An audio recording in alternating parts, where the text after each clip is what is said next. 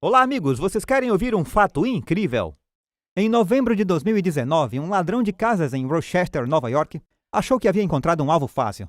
Ele ia invadir a casa de uma senhora solitária de 82 anos, maltratá-la um pouco e pegar dinheiro para drogas. Ele começou batendo na porta dizendo que precisava de socorro. Ela percebeu que havia algo errado e ligou para o 911. Eventualmente, ele chutou a porta e teve a surpresa de sua vida. Ele foi espancado com uma mesa. E enquanto estava no chão, ele foi espancado com um grande frasco de shampoo e com um cabo de vassoura. Ele ficou feliz quando a ambulância chegou para resgatá-lo. De Willie Murphy, que era uma bodybuilder profissional, que com 82 anos conseguia levantar 102 quilos. A Bíblia diz que Deus dá força aos fracos. Falaremos sobre isso nesta apresentação de Apocalipse agora.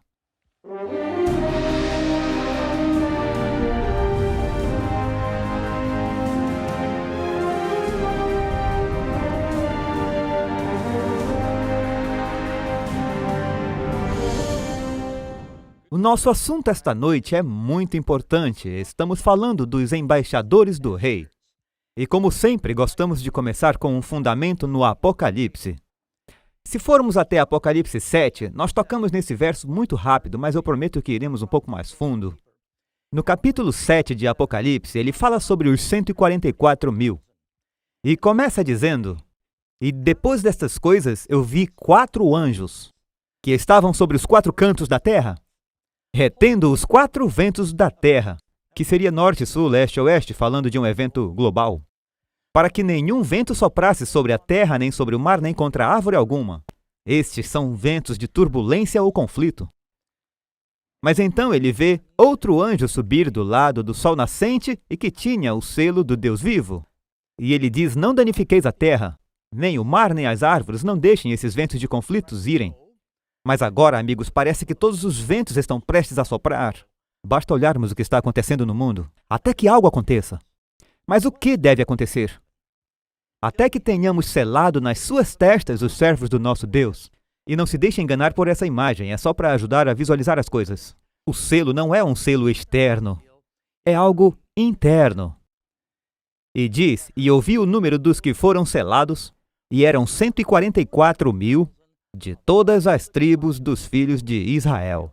Agora houve um pouco de confusão sobre quem são os 144 mil. Nos diz, enquanto continuamos a ler no capítulo, nos diz os 12 mil das 12 tribos, deixando de fora as tribos de Dan e Efraim, e inclui José e Levi. É uma lista única, quando é dada aos filhos de Jacó. É uma lista diferente de todas as outras na Bíblia. E as pessoas se perguntam: isso significa que nos últimos dias antes de Jesus voltar, que o Senhor vai levantar 12 mil da tribo de Efraim, e Manassés, Azer e Zebulon. Não, Efraim não está incluído, eu preciso corrigir isso. Mas de Aser, Manassés, Zebulon e Sacar. Seriam israelitas literais? Bem, alguns podem ser. Mas lembre-se de que os nomes próprios no Apocalipse quase sempre são simbólicos. Quando fala de Jezabel, Balaão e Napoleão, e esses outros nomes, Egito, está sempre falando sobre um significado simbólico nesses nomes. Então, quando você olha os nomes dos 144 mil, na ordem em que são listados, você descobre o que isso significa no original. Por exemplo, quando Raquel e Leia estavam tendo seus meninos e dando nomes a eles, Leia disse: "Eu louvarei ao Senhor", é o que significa Judá. Depois vem Ruben, que significa "ele olhou para mim". A palavra Gad significa "concedeu boa sorte". Azer significa "estou feliz". Naphtali, "minha luta". Manassés significa "me fez esquecer". Lembre-se que esta é uma ordem única e creio que há uma razão. Simeão significa "Deus me ouve". Levi significa "ligado a mim". Issacar, "me comprou". Zebulon, "morada". José, "Deus me acrescentará", e Benjamim, "filho de sua mão direita". Você encontra essa lista do jeito que está aqui em Apocalipse capítulo 7. É só colocar as definições dos nomes em ordem e nos conta a história do plano da salvação. É o que diz aqui: "Eu louvarei ao Senhor porque Ele olhou para mim e me concedeu boa sorte. Estou feliz porque minha luta Deus me fez esquecer. Deus me ouve e se juntou a mim", juntou ou anexou, a mesma palavra significa casou. Ele me comprou uma morada e me acrescentará o filho da sua mão direita. Esta é a história do Evangelho e Jesus resgatando e redimindo o homem. Está nos nomes. Portanto, quem são os 144 mil? São pessoas reais? Sim. Veja, antes de Jesus vir a primeira vez, ele enviou pessoas como João Batista para ajudar a preparar o caminho. Ele tinha os 12 apóstolos, que eram um grupo especial que foi chamado para preparar seu povo para a sua primeira vinda. Lembra quando Jesus foi para o céu, ele disse aos apóstolos: a princípio, não vá pelo caminho dos gentios. Antes vá para as ovelhas perdidas da casa de Israel. Depois eles foram para os gentios, mas por 3 anos e meio eles só pregaram para os judeus. Deus usou 12 apóstolos, os encheu com o Espírito Santo para fazer uma obra especial. Como resultado de seu ministério, uma grande multidão foi batizada. No tempo da primeira vinda e da chuva temporã, os 144 mil são 12 vezes 12 mil, que estão preparando o mundo para a segunda vinda. Por isso é bom para nós estudarmos esses embaixadores que estão preparando o mundo, porque essa é a vida que vamos viver. Vejam as características que lemos, e eu os resumi aqui do Apocalipse 7, que menciona os 144 mil de Apocalipse 14. Aqui diz, eles são redimidos entre os homens, eles são sem culpa, eles são imaculados, são primícias, como os apóstolos foram os primeiros que ele chamou, são sem engano, são sem dolo. A propósito, foi isso que Jesus disse a Natanael.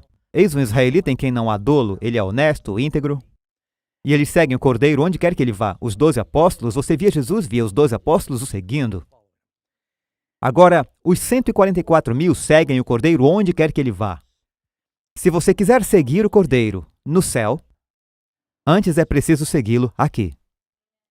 E vamos falar sobre algumas coisas práticas que a Bíblia tem a dizer sobre o que significa ser um embaixador de Cristo para ser um verdadeiro cristão da Bíblia. Então diz que este tempo de dificuldades não é lançado no mundo até que os servos de Deus sejam selados. Em primeiro lugar, esse selo de Deus é o Espírito Santo. A Bíblia diz, não entristeçais o Espírito Santo, com o qual estáis selados para o dia da redenção, Efésios capítulo 4. E fala sobre o selo do Espírito Santo em Efésios capítulo 1. Há várias referências, há pelo menos 3 na Bíblia que dizem que o Espírito Santo é esse selo interior. Mas também há algo que é evidente na vida. A Bíblia nos diz em Isaías capítulo 8, liga o testemunho, sela a lei entre os meus discípulos. A lei de Deus selada no coração é a nova aliança. Qual é a nova aliança? Eu escreverei a minha lei em seus corações, certo? Então a lei está no coração, mas mesmo na lei de Deus há um mandamento que tem a palavra santo. E um mandamento que começa com a palavra lembra-te. É o mais longo dos 10 mandamentos. Tem a ver com o nosso tempo. A propósito, se você não tem tempo, você não tem nada. Tempo é do que a vida é feita, citando Benjamin Franklin. Mas demonstramos nosso amor a Deus com o nosso tempo. Portanto, esse é um selo especial. Deus disse que o seu sábado é um sinal que Ele é nosso Redentor, que Ele pode nos recriar, porque Ele criou o mundo em 6 dias. A cada sábado lembramos que não evoluímos. Fomos feitos à imagem de Deus. E grande parte do mundo cristão se esqueceu disso. Os 144 mil serão santos, eles estarão proclamando a verdade para o mundo. E esta mensagem, eu acho que devo dizer antes de me aprofundar, eu vou emitir um aviso de isenção de responsabilidade. Se você não aceitou Jesus, você precisa mudar de canal agora mesmo. Assista outra coisa. Essa mensagem provavelmente será carne e não leite. Você pode até se engasgar. Este programa foi projetado para pessoas que dizem, eu amo Jesus e eu quero saber como posso agradar Jesus. Então vou deixar você decidir se quer prosseguir e ir adiante só por curiosidade. Mas se você não tem o Espírito de Deus e não entregou sua vida a Cristo, se você não tem fome de saber o que agrada a Ele, na verdade você pode ficar incomodado ou interpretar mal essa mensagem. Mas eu farei o meu melhor para apresentá-lo no Espírito de Cristo. Agora vamos falar sobre como um cristão realmente vive uma vida consagrada a Deus e se a sua vida será diferente. A história que vamos conhecer é a história de João Batista. Pois foi da mesma forma que João Batista foi chamado para preparar o mundo para a primeira vinda de Jesus. Ele apresentava Cristo, ele dizia, este é o Cordeiro de Deus. Deus tem um grupo de pessoas nos últimos dias que prepararão o mundo para a segunda vinda. Você lembra quando Jesus estava falando sobre João Batista? Ele disse, João Batista é aquele que veio no poder e espírito de Elias. Mas ele disse: haverá outro Elias. Elias veio e Elias virá. Última profecia do Antigo Testamento, Malaquias 4. Eis que enviarei o profeta Elias antes que venha o grande e terrível dia do Senhor. A obra de Elias e a obra dos 144.000 será apenas para deixar a luz e o poder do Evangelho irem em um duplo poder pentecostal e preparar o mundo para a vinda de Jesus. Não todos, a maioria não aceitará Cristo. Mas haverá um grande reavivamento de pessoas que realmente viverão os princípios cristãos em suas vidas antes de Jesus voltar. Vamos falar sobre coisas práticas relacionadas a como ser um cristão. Agora, estamos olhando para João Batista e sua vida. Eu quero que você observe uma série de coisas. Cristo disse que ele era o maior dos profetas. Ele apresentou Jesus. Primeira pergunta: qual era um segredo da vida cheia do Espírito de João? João 3, verso 16, diz: eu, na verdade, batizo-vos com água, mas eis que vem aquele que é mais poderoso do que eu, do qual não sou digno de desatar. Ele aqui diz que ele vai batizar com o Espírito Santo e com o fogo. Outra coisa que notamos sobre João, aqui diz: ele deve crescer e eu diminuir. Ele era uma pessoa cheia do Espírito. João acreditava que sua missão era elevar Cristo e não ele mesmo. Muitos profetas hoje querem atrair a atenção para si e obter crédito e vender coisas. João queria promover Jesus. Ele disse: ele deve crescer e eu devo diminuir. A propósito, é um bom provérbio para nós vivermos. Se repetirmos isso em nossas orações todos os dias, eu acho que nos faria bem. Ele deve crescer, eu devo diminuir. Pecado é, no inglês, a letra do meio no pecado é eu. Pecado é egoísmo. Deus é amor. Quanto mais seguimos Jesus, mais é uma questão de glorificá-lo e elevá-lo. João Batista leu as Escrituras? Sabemos que ele orou. Ele foi um leitor da Bíblia. Onde diz isso? Você pode ler em João 1:23, quando eles disseram: quem é você? Eles disseram: nos diga, você é Jeremias, você é Moisés, você ressuscitou? Ele disse: eu sou a voz do que clama no deserto. Endireitai o caminho do Senhor, como disse o profeta Isaías. Portanto, a mensagem de João Batista era uma mensagem para entrar pela porta estreita. É uma mensagem dizendo: preparem-se para o Senhor. Qual foi a primeira palavra que João disse quando começou a pregar? Arrependam-se. Qual foi a primeira coisa que Jesus disse quando começou a pregar? Ele começou a pregar dizendo: arrependam-se, pois o reino dos céus está próximo. João e Jesus chamaram as pessoas ao arrependimento. Arrependimento pelo quê? Pecado? E o que é o pecado? Transgressão da lei, e se manifesta de várias maneiras em nossas vidas. Jesus disse: por seus frutos os conhecereis. As pessoas pensam que é legalismo você fazer um autoexame e perguntar: eu estou na fé? O Senhor nos diz para fazermos isso. Estamos nos rendendo ou estamos nos sobrecarregando com os cuidados desta vida e as coisas deste mundo? João era um leitor da Bíblia, é assim que ele podia citar as Escrituras. Aos escribas e fariseus, quando eles vinham. A Bíblia nos diz em Mateus 5, verso 8, bem-aventurados. O que significa? Felizes. Bem-aventurados os limpos de coração, porque eles verão a Deus. A nova aliança está falando sobre um novo coração. Um coração puro? Como você consegue uma mudança de coração? A Bíblia diz: da abundância do coração a boca falará. Portanto, se o que você fala é um problema, ele está em seu coração. Então cuide com o que é permitido em seu coração, pois ele é como um computador. O que entra é o que vai sair. Já ouviu a expressão lixo dentro, lixo fora? É por isso que os cristãos precisam ter cuidado com o que permitem em suas mentes e em seus corações. Isso afeta quem são. João Batista estava disposto a testemunhar por Jesus. Então, as 3 grandes disciplinas na vida cristã são orar. Sabemos que João orava. A Bíblia nos diz que devemos ler a palavra e deixar nossa luz brilhar. No santuário havia 3 móveis no lugar santo. Havia uma luz, uma testemunha, havia um pão, a palavra de Deus, e uma vela, deixe sua luz brilhar. Aliás, o altar de incenso, e isso era a oração. Então temos essas 3 disciplinas na vida cristã. E João? Ele apontou para Jesus, João 1:29. Na frente de todos ele disse: eis o Cordeiro de Deus que tira o pecado do mundo. Então devemos estar dispostos a apontar as pessoas para Cristo. E uma maneira de fazer isso é por nossas vidas. Agora, há uma coisa distinta que vemos na vida de João que nos mostra que ele realmente acreditava em viver uma vida de consagração a Deus. O que era uma pregação direta de João, ou devo dizer, qual foi a pregação direta de João, popular entre os líderes políticos e religiosos? Se você vive uma vida cristã, você pode ter problemas com o Estado e também com a igreja. Foi o que aconteceu com ele. Os fariseus e os doutores da lei rejeitaram o conselho de Deus contra si mesmos, não tendo sido batizados por ele. João tinha muita coragem. Sabe o que ele disse aos escribas e fariseus quando foram ao seu batismo? Estão me espionando? Ele sabia o que estava acontecendo. Ele disse, vós, raça de víboras, não é assim que se impressiona seu pastor. Vós, raça de víboras, quem os avisou para fugir da ira vindoura? Ele disse que eles precisavam se arrepender. Ele falou a todos, se arrependam. Preparem-se para a primeira vinda do Senhor. E eu acho que os cristãos devem ser ousados. Sabe o que Paulo disse? Devemos orar por ousadia. Efésios capítulo 6.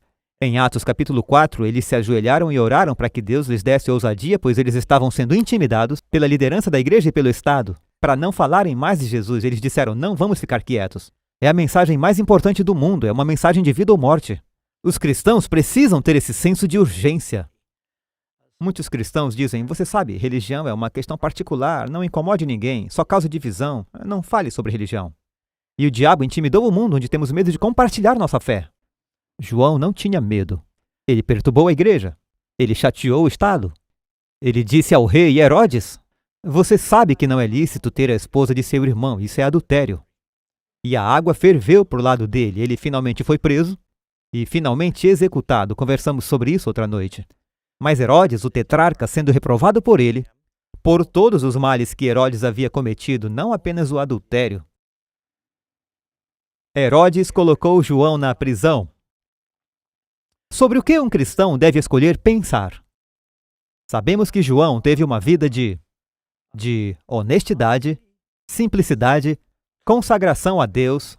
Deus está chamando pessoas, sabe, a Bíblia nos diz que João veio no espírito e poder de Elias. E Tiago nos diz que Elias era um homem sujeito a paixões como nós. Eles eram humanos, nós achamos que eles eram santos ou algum tipo de super-humano. Eram pessoas como nós, que pela fé em Cristo venceram e foram cheios do poder do Espírito Santo. Para ser um cristão, você tem que começar a pensar diferente. A Bíblia diz que precisamos ter uma renovação da mente que acontece. Precisamos ter corações puros. Como acontece? Filipenses 4:8. Tudo que é verdadeiro, tudo que é honesto, tudo que é justo, tudo que é puro, tudo que é amável, tudo que é de boa fama, se há alguma virtude e se há algum louvor, nisso pensai. Simplificando, Paulo diz, seja positivo, seja santo em seus pensamentos, em suas conversas. Há tantas pessoas que as mentes só gravitam para baixo. Elas se reúnem e são negativas, elas falam dos outros, elas reclamam. E eu me pego fazendo isso, sabe? E a gente começa a reclamar do governo ou algo assim, é muito fácil ser negativo. Mas sabe, temos que nos conter. Os cristãos são pessoas felizes, positivas. O Evangelho é uma boa notícia. Temos que ser um povo feliz. Temos que ter cuidado com o que vemos também. Não porei coisa má diante dos meus olhos, disse o rei Davi. Você sabia que 90% do que vem ao seu cérebro vem por meio da sua visão? E nos dias em que Davi escreveu isso, as pessoas não tinham tantas opções como nós temos hoje. Há muitas telas hoje em dia, eu estou pregando e vocês assistindo, vocês não podem ver o que eu vejo. Mas eu vejo 1, 2, 3, 4, 5, 6, 7, 8 telas. Agora as pessoas têm telas em seus telefones, têm telas em seus computadores, têm telas em seus iPads, têm telas em seus televisores. Eu parei para abastecer hoje e apareceu um comercial na bomba de gasolina. Todos já viram isso, certo? Eu começo a abastecer e ouço alguém falando comigo. Eu pensei que não havia ninguém por perto e a bomba de gasolina estava falando comigo, tentando me vender alguma coisa. Então estamos cercados de informações que estão absolutamente bombardeando nossos sentidos. Há uma tempestade de informações chegando. Não podemos controlar tudo isso, pois como a bomba de gasolina estamos sendo atacados por todos os lados. Mas muita coisa podemos controlar. E escolhemos olhar e ouvir coisas que não estão nos ajudando a ser puros de coração.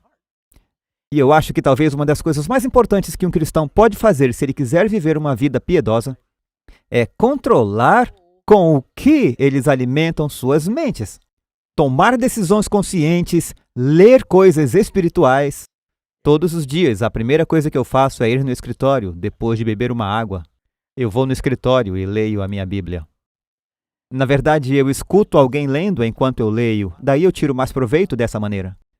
Então, eu leio a minha Bíblia enquanto eu estou estudando, eu dirijo meu carro e eu escuto sermões. Eu sou um pastor, mas eu sou como todo mundo, eu tenho as mesmas tentações e problemas que todos os outros têm. E eu sei que para que eu mantenha uma saúde espiritual, eu devo me cercar de informações espirituais. Agora temos sorte nesse país, eu estive em alguns países, eles não têm TV nem rádio cristãos. E eu agradeço aos amigos da 3ABN, eles transmitem. E se alguns dos nossos amigos estão assistindo agora, eu tenho um testemunho hoje de alguém que disse que alguém que estava assistindo a 3ABN estava conduzindo ao Senhor. Então, há bons programas de TV e bons programas de rádio cristãos. Agora, com o seu telefone e a internet, você pode tocar no seu telefone enquanto dirige, mas alimente a sua alma com coisas boas. Há tanta informação ruim na televisão também, e isso afeta a nossa cultura, nos afeta moralmente. A Fundação Kaiser fez uma pesquisa há anos atrás e descobriram que algumas crianças assistiam Mr. Rogers, crianças do ensino fundamental. Outras assistiam desenhos violentos e reuniram todos em uma sala. E os que estavam assistindo aos desenhos violentos estavam chutando, brigando e gritando. Por causa do que estavam assistindo, afetou seu comportamento. Adolescentes que assistem a esses jogos violentos se tornaram absolutamente viciados neles, GTA e coisas assim. Eles têm casos documentados de jovens que matam policiais e que seu principal entretenimento era assistir a programas que matavam policiais. E os alunos envolvidos no massacre de Colombina, todos estavam envolvidos por uma música satânica que falava de assassinato, matar, morrer. Achamos que não vai nos afetar. Afeta! Lixo dentro e lixo fora. Temos que controlar o que assistimos, não pôr nada mal diante dos meus olhos. Eu não quero mudar o foco antes de mencionar algo. Há muitos cristãos que dizem, bem, eu sei que eu assisto a um programa de TV onde eles usam o nome do Senhor em vão e há um pouco de adultério acontecendo nas novelas e rola um pouco de assassinato, já que é um filme de cowboy. Mas eu nunca faria isso. É só um entretenimento para mim. Na verdade, isso é quase um pecado vicário. Assistir alguém fazer essas coisas. Paulo, na verdade, diz, Deus não apenas julgará aqueles que fazem isso, mas aqueles que têm prazer em quem o faz. Eu acho que precisamos fazer uma busca na alma e dizer, Senhor, isso está me ajudando a parecer contigo? Havia alguma conexão entre a vida cheia de espírito de João e sua dieta simples? Conversamos outro dia sobre alguns princípios cristãos, usando as profecias de Daniel e Apocalipse, que dizem que faz diferença o que você come, sua saúde e até sua saúde espiritual. Havia algo exclusivo na dieta de João? Diz que sim, porque não beberá vinho, nem bebida forte, e será cheio do Espírito Santo. E eu acho que está em Efésios que nos diz, não vos embriagueis com o vinho, que é dissipação, mas sim se encha do Espírito. Dirigindo aqui pela Baía de Granito, em Sacramento, você verá placas que dizem cerveja, vinho e espíritos. Temos que entender isso. Queremos o espírito certo. Que espírito se obtém numa loja de licor? O espírito errado. Então, você bebe isso e você terá o espírito errado. Diz, não beberá nem vinho, nem bebida forte para ser cheio do Espírito Santo. Por que Deus está preocupado com o que comemos e com o que bebemos? Nos diz, eis que tu concederás e terás um filho.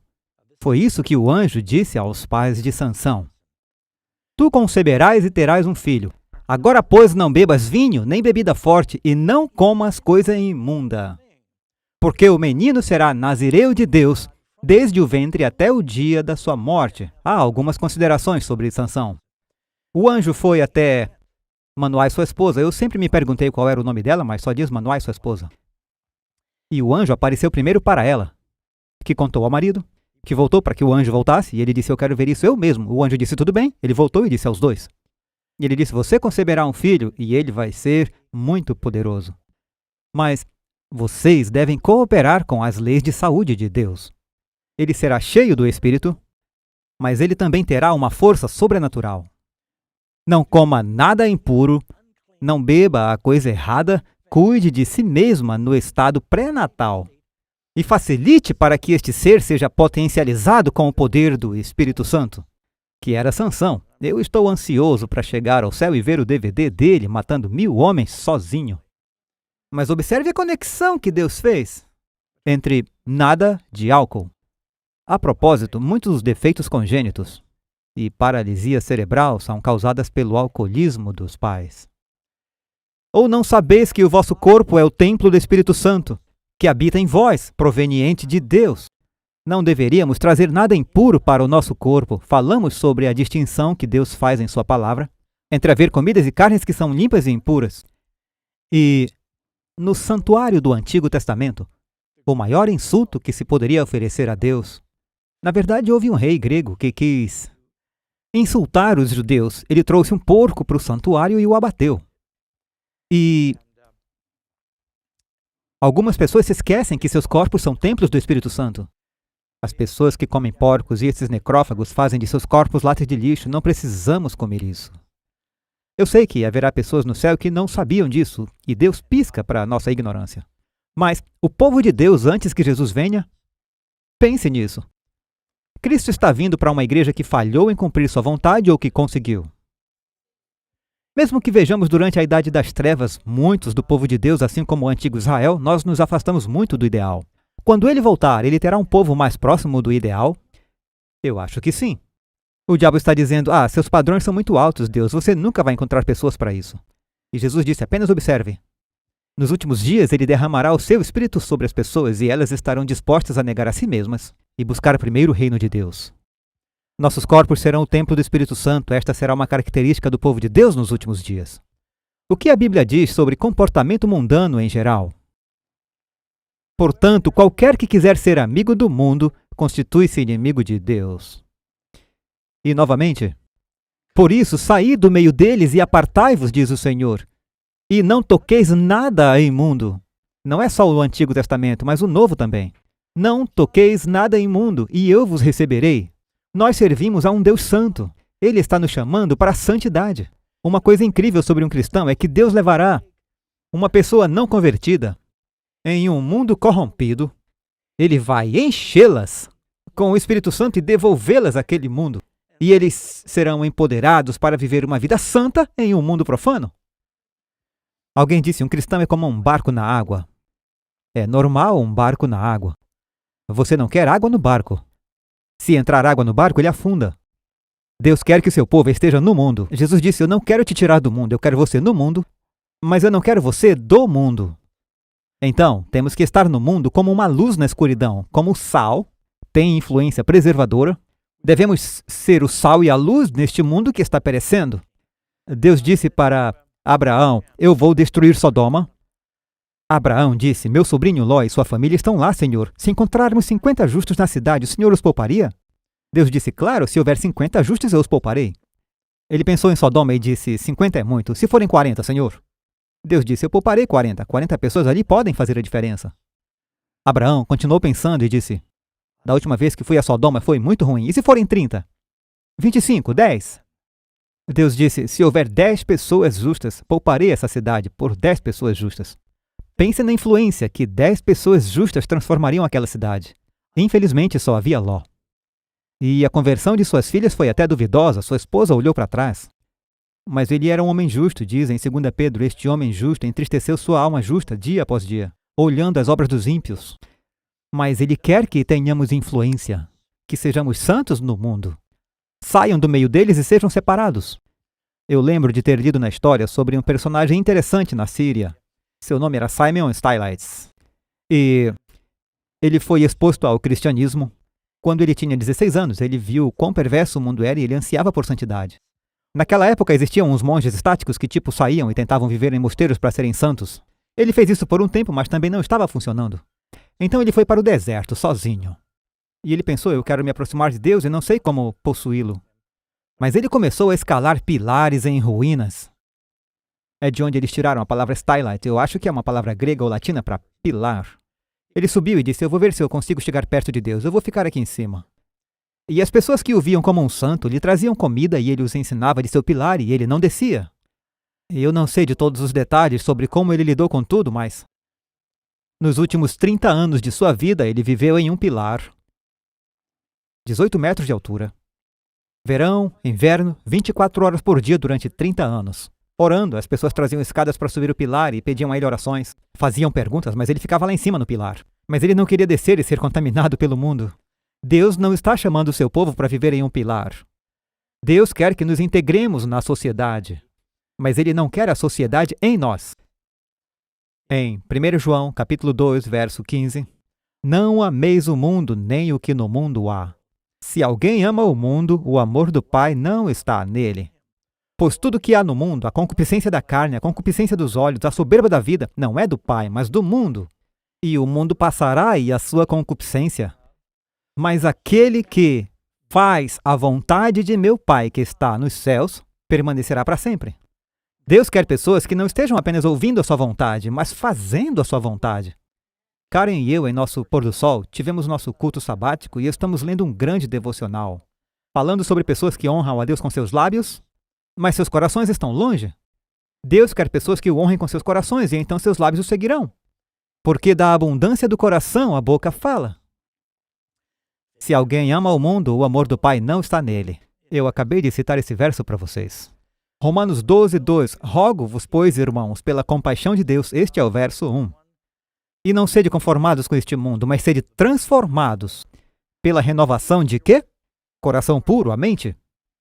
Como um homem pensa em seu coração, assim ele é. Como se consegue um novo pensamento? Uma nova entrada e o Espírito Santo. Oração, comunhão com Deus. Você se torna parecido com quem você anda. É a lei da vida. Eu me lembro de anos atrás, Karen e eu, um dia, depois da igreja, jantamos com sua família no norte da Carolina e havia um convidado interessante na mesa. E ele parecia muito com Elvis Presley. E eu fiquei intrigado. Nós conversamos após o jantar e ele compartilhou seu testemunho, porque minha mãe escrevia músicas para o Elvis.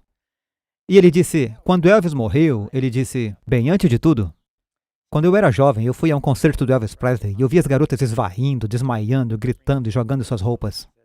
Eu disse, eu quero ser o Elvis Presley. E então ele começou a ir para os concertos do Elvis, sempre que eles estavam por perto. Ele assistia a todos os filmes de Elvis, ele não era um grande ator. Mas naquela época você pagava 25 centavos e ficava assistindo quantas vezes quisesse. E ele fazia isso. Ele tinha Elvis Presley no seu papel de parede. Ele ganhou um toca-discos e ouvia Elvis Presley o dia todo. Comprou um violão e aprendeu a tocar. Ele cantava junto com o toca-discos. Tingia o cabelo. E por seus amigos ele começou a imitar Elvis Presley. E a sua imagem ganhou destaque, eles eram parecidos. Ele sabia todas as idiosincrasias, falava como ele, se comportava como ele. E quando Elvis morreu, ele foi um dos primeiros a fazer imitações de Elvis Presley. E ele estava faturando. Na verdade, quando nos conhecemos, ele era um Elvis Presley de 50 anos. Ele tinha acabado de voltar do Japão e recebido $10 mil por um show. E ele nos disse, sabe, eu não sei o que fazer agora. Eu percebi que não posso fazer isso para sempre. Ele estava ficando fora de moda. E ele disse, eu não sei quem sou. Basicamente, eu escolhi alguém que morreu por causa das drogas como meu modelo a seguir e agora eu estou vazio. E então ele foi à igreja naquele dia. E ele foi criado como cristão, mas ele pôs os olhos no mundo. E eu pensei comigo mesmo, uau! Estudando Elvis Presley, ele se tornou como Elvis Presley. E se as pessoas fizessem com Jesus o que ele fez com Elvis? Que igreja poderosa teríamos se nos rodeássemos com Cristo, pensar em seus ensinamentos? Viraríamos o mundo de cabeça para baixo.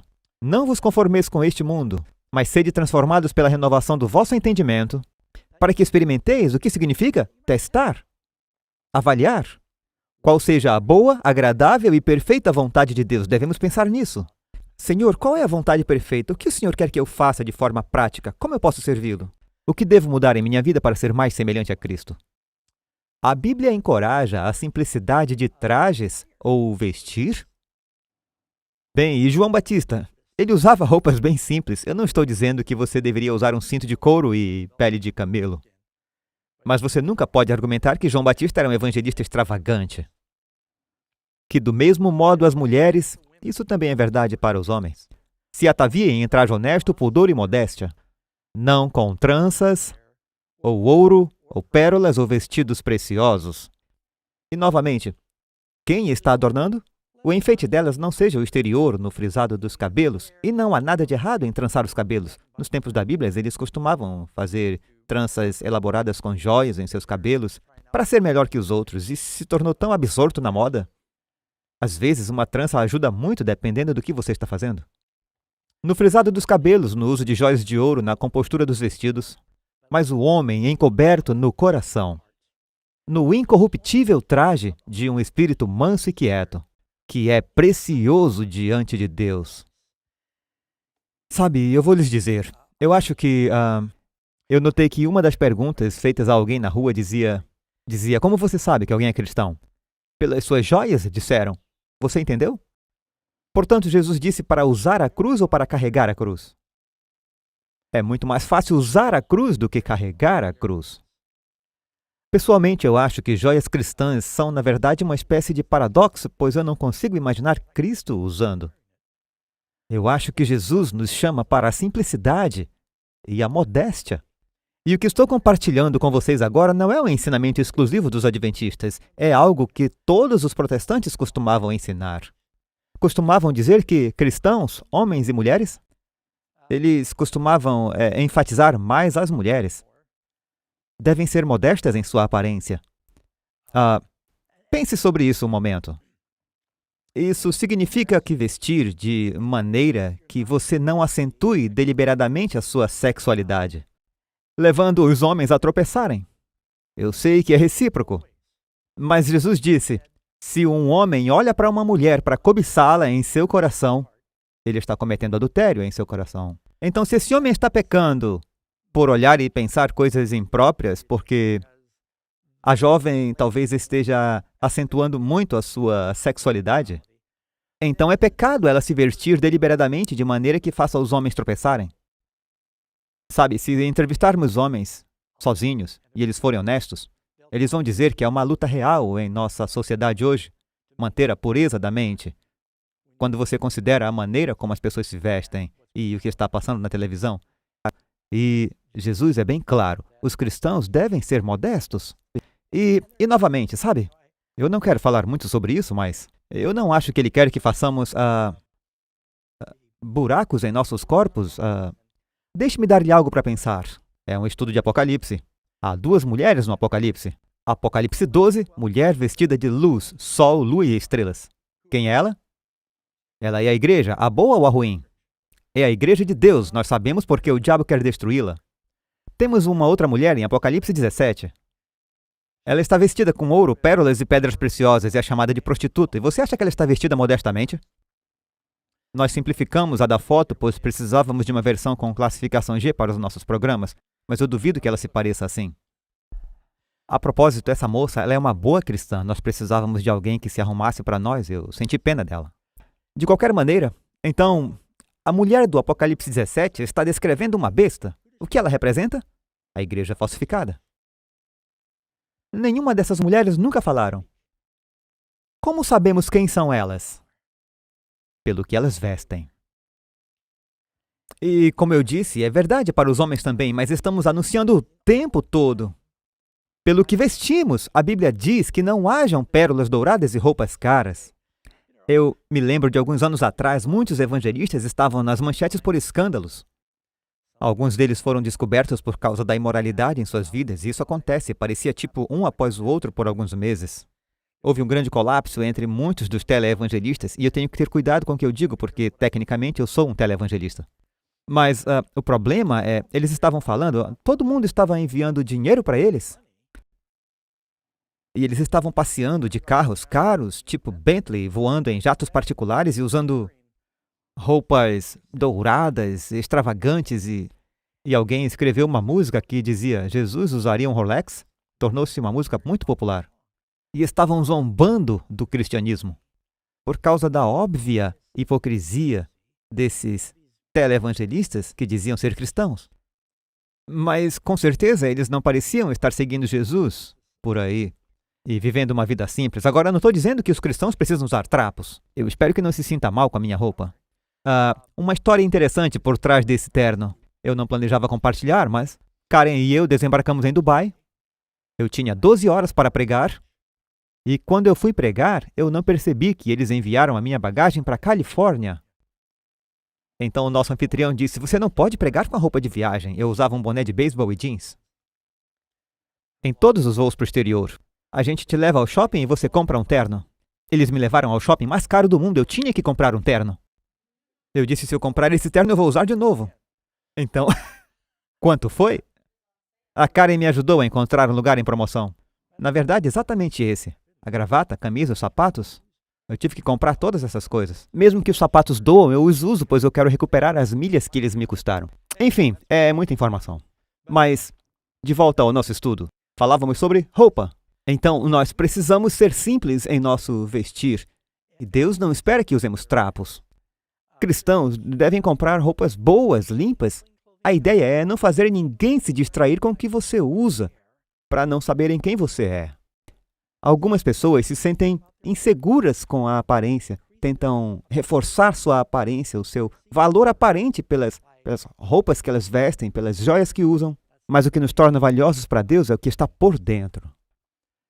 Agora, Levíticos 19, 28. O bom é que temos uma pequena plateia aqui, eles podem jogar tomates em mim. Mas a Bíblia diz, pelos mortos não dareis golpes na vossa carne, nem fareis marca alguma sobre vós, eu sou o Senhor. Só eu percebi ou há uma epidemia de tatuagem acontecendo em nosso mundo? Sabe, eu tenho certeza de que tem gente aqui que tem tatuagem. Eu sei que tem.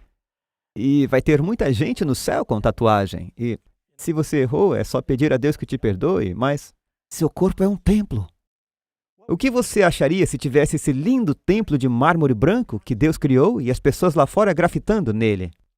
Somos feitos à imagem de Deus. Ou se você pegar uma britadeira e começar a fazer buracos na parede desse templo? Muita gente gosta não só de tatuar, eles gostam de piercing. Piercing em todo lugar. Felizmente isso é Photoshop. Eu ficaria bem incomodado em pensar num bebê assim, mas por que eu mostrei essa foto? Se você diz, olha, isso está errado, todo mundo olha para isso e diz, isso está errado. Por que fazer isso com um bebê? É como se você estivesse mutilando um bebê. Bem, você nasceu de novo como um cristão. Não se mutile, você é um filho de Deus. Eu não conheço muitos pais que ficam felizes quando seus filhos chegam em casa e dizem, querem ver minha nova tatuagem? Meu novo piercing? Nossos corpos são um templo. A Bíblia nos diz que os profetas de Baal ficaram no altar, se cortaram até o sangue jorrar. O diabo crê em piercing no corpo, eu posso te dizer isso. Vejam o que fizeram com Jesus. Ele não quer que mutilemos nossos corpos. Agora, se você fez isso, apesar do seu passado, você vem a Jesus exatamente como está e Ele te perdoará. Mesmo que não consiga remover suas tatuagens, Ele te perdoará.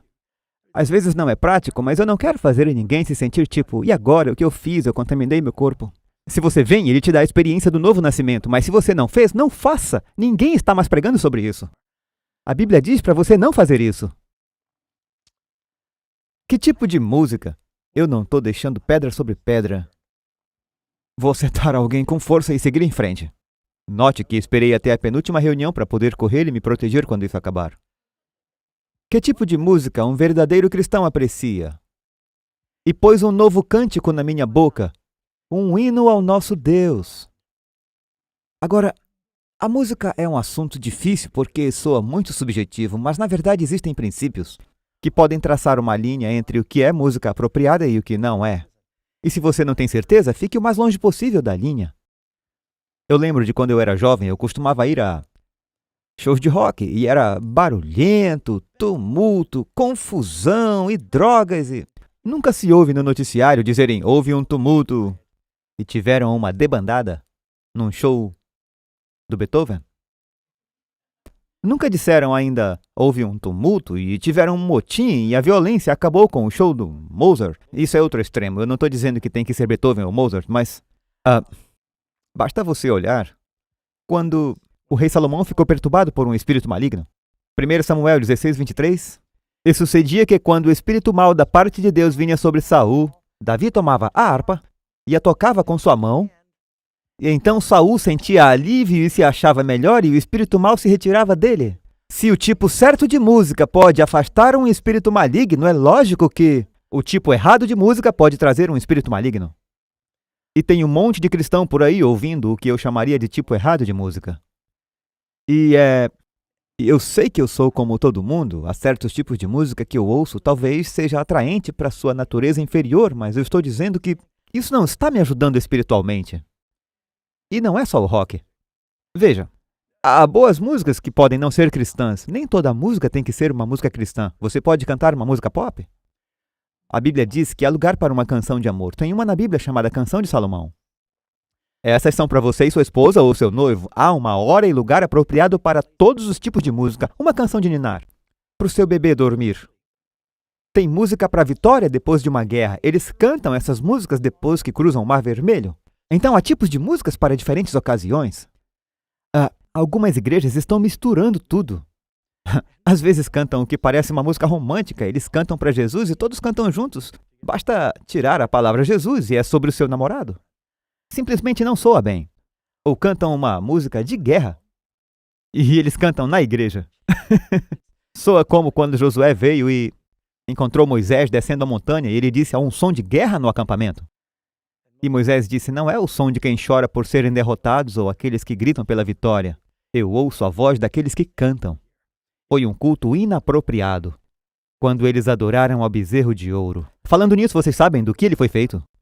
Das suas joias, que eles ganharam dos egípcios, e é o que acontece em muitas igrejas cristãs. Quanto à dança, é uma boa recreação para um cristão? Bem, há danças. O rei Davi dançou diante do Senhor. Miriam liderou as damas e dançou. Note que Miriam não estava dançando com os homens. Ela liderou as damas na dança da vitória. As mulheres dançaram juntas quando Davi e Saul voltaram da vitória sobre os filisteus. A filha de Jefté saiu dançando quando ele voltou da vitória. Há momentos para gritar de alegria. Eu me lembro que uma vez eu dancei, só pulando para cima e para baixo, batendo palmas para o Senhor quando eu estudei Daniel capítulo 9, e eu finalmente entendi essa profecia sobre a volta de Jesus. Eu simplesmente não conseguia ficar quieto. Davi dançou diante do Senhor quando eles trouxeram a arca para Jerusalém. Então, vocês já foram a um casamento judaico? Há uma celebração apropriada, pelo menos nos antigos casamentos judaicos, não qualquer casamento judaico. Os homens dançam com homens, são danças talentosas, eles dançam diante da noiva, do noivo. Eu não estou dizendo que todas as danças estão erradas, mas muitas danças que acontecem no mundo hoje é bastante insinuante e fica girando certas partes da anatomia que não deveriam ser acentuadas em público. E aquele que diz que está nele também deve andar como ele andou. Eu sei que eu estou falando de muitas coisas diferentes hoje.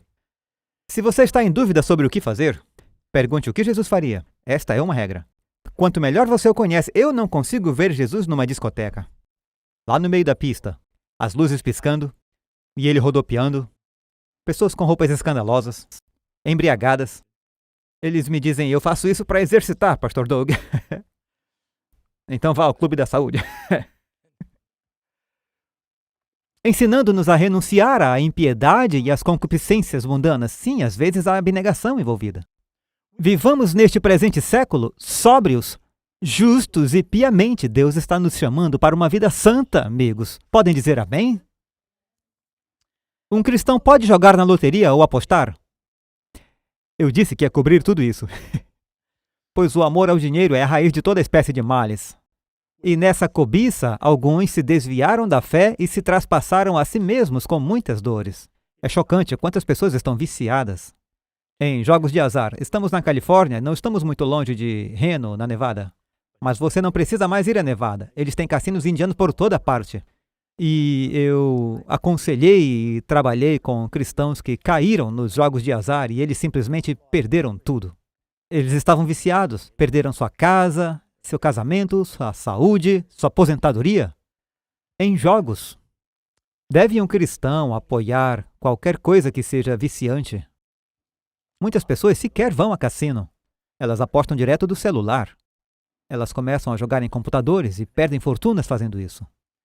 E como enriquecemos? Jogando ou trabalhando? Trabalhando fielmente, a Bíblia diz. Vos mandando isto, que se alguém não quiser trabalhar, não coma também. É um princípio muito simples. Deus abençoará o seu negócio. Aquele que se apressa em ser rico não será inocente. A ideia de jogar é tentar ficar rico às custas da perda de outra pessoa precipitadamente. E você não está realmente investindo em um trabalho ou inteligência e... Na verdade, tivemos um senhor que veio a uma reunião como esta. Ele era um jogador profissional de muito sucesso. E ele foi condenado. Agora ele está fazendo um trabalho missionário. É um testemunho maravilhoso. E eu acho que está no site de testemunhos de fatos incríveis. Qual deve ser o objetivo do povo de Deus hoje? Qual o nosso propósito na vida? Guardamos os seus mandamentos e fazemos o que é agradável à sua vista. Eu posso garantir que algumas pessoas vão ouvir isso e vão dizer: o pastor Doug está sendo legalista porque eu estou falando sobre assuntos específicos. Quando Jesus apresentou às pessoas ao Senhor e quem ele era, ele frequentemente lidava com detalhes. Ele conheceu a mulher no poço e ele disse: eu ofereço água viva. E ela disse: eu quero. Ele disse: ok, chame seu marido. Ou, espere um segundo, vamos mudar de assunto. Ele disse: é verdade, você teve 5 maridos. E você mora com um homem com quem não está casada. Ele está sendo legalista?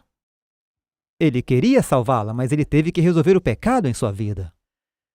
O profeta Natã teve que ir ao rei Davi um dia e dizer: tu és esse homem. Quer dizer, às vezes temos que ser específicos. Como saber do que se arrepender, a menos que os pregadores digam fielmente alguns detalhes específicos? Temei a Deus e guarda os seus mandamentos. Porque isso é o dever de todo homem. Temos 10 mandamentos. Mas eu listei algumas maneiras práticas que você poderia usar em nosso mundo moderno. Deus quer que evitemos o mundanismo. O que os anjos farão na segunda vinda de Jesus? Se me amais, guardareis os meus mandamentos. Porque este é o amor de Deus, que guardemos os seus mandamentos, e os seus mandamentos não são pesados. Deleito-me em fazer a tua vontade, ó Deus meu, sim, a tua lei está dentro do meu coração. Os anjos reunirão os eleitos e também tirarão tudo o que é ofensivo, para que seja destruído. Deleito-me em fazer a tua vontade. Então, se estamos fazendo a vontade de Deus, isso é um fardo ou é um prazer? Diz que a sua lei está em nossos corações. Por que um cristão é chamado? Pergunta 15. Um elevado chamado. Por que a vida cristã é um chamado tão alto? Resposta: pois vós sois a geração eleita, sacerdócio real, nação santa, povo adquirido, para que anuncieis as virtudes daquele que vos chamou das trevas para a sua maravilhosa luz. Deus nos chama para uma vida de piedade e santidade. Eu só tenho mais alguns versos aqui. Acho que vou ler para vocês rapidinho. 1 Tessalonicenses 3,13. Para confirmar os vossos corações, para que sejais irrepreensíveis em santidade diante de nosso Deus e Pai, na vinda de nosso Senhor Jesus Cristo com todos os santos. Efésios 4:24, e vos revistais do novo homem, que segundo Deus é criado em verdadeira justiça e santidade. 1 Tessalonicenses 4:7-8, porque não nos chamou Deus para a imundícia, mas para a santificação.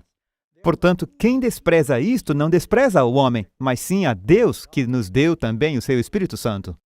E então Hebreus 12:14, segui a paz é algo a ser buscado, com todos, e buscar o quê? A santificação, sem a qual ninguém verá o Senhor.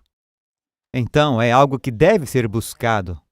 Eu me lembro de ouvir uma história anos atrás sobre um velho bachelor que morava sozinho, numa casa meio velha. E todos os dias ele andava pela cidade e encontrava alguns dos seus antigos amigos num restaurante para almoçar. Após o almoço, ele voltava para casa e um dia ele percebeu que na vitrine de uma loja de antiguidades no caminho, ele viu um lindo vaso. E aquilo chamou sua atenção, era impressionante, bonito e brilhante. E ele ficava lá olhando para o vaso. Ele se movia um pouco e via luzes no vaso e ele achava aquilo lindo. Ele não era um homem muito culto, mas ele disse: esse vaso é muito bonito. Ia para casa, quando ia almoçar, ele parava e ficava olhando. Isso aconteceu por vários dias. Ele parava só para olhar. Era uma cidade pequena, o dono o conhecia.